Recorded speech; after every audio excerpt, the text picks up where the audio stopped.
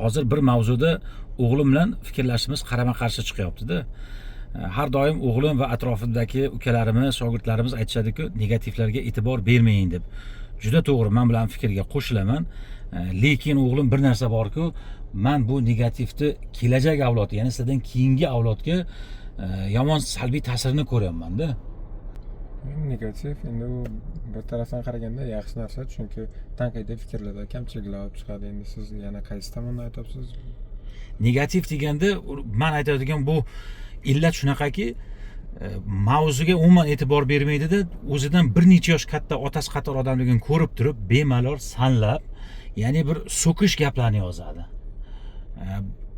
Vaholanki yuzma-yuz bo'lib qolsa, shu odamga shu gapini ayta olmaydi-da.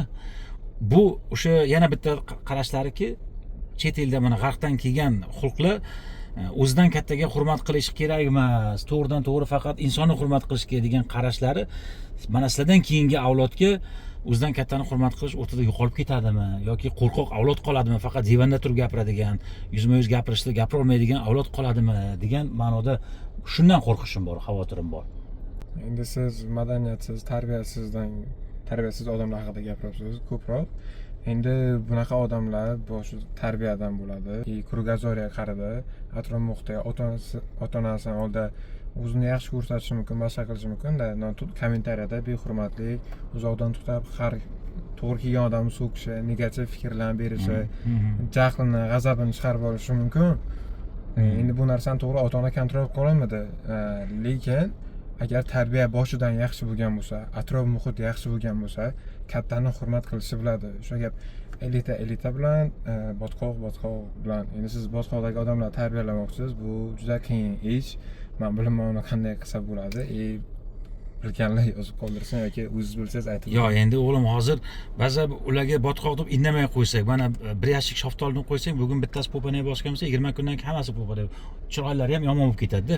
Biz bugun indamay qo'yadigan bo'lsak, erta qo'shning bolasi sani farzandingga shuna ta'sirini ko'rsatadi.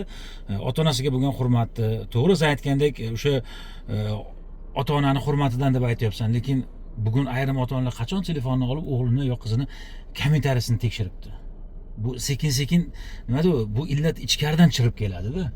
O'shaning uchun aytyapman, bugun to'g'ri ularga tegmash kerak, e'tibor bermash kerak, faqat to'g'riga qarash kerak desak, lekin bu illat ichidan chirib kattalashib ketsa, ana masalan, meni nevaralarimdan keyingi avlodlarga bu narsani ta'sir ko'rsatishni xavotirdaman.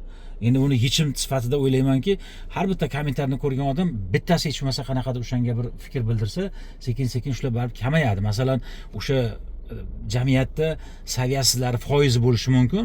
90% yaxshi bo'lib, 10% yomon odam bo'ladigan bo'lsa, o'sha 10% ni qisqartirishga harakat qilishimiz kerak deb o'ylayman.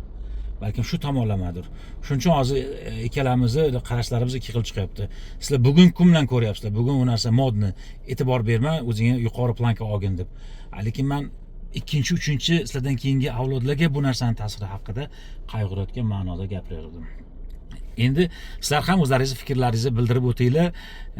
Kim o'g'lim tomonida bo'ladi, ya'ni hozirgi yoshlar tomonida bo'ladi, kimdir meni fikrimga qo'shiladi. Balkim o'zlaringizning umuman neytral fikrlaringiz bordir. Salomat bo'ling.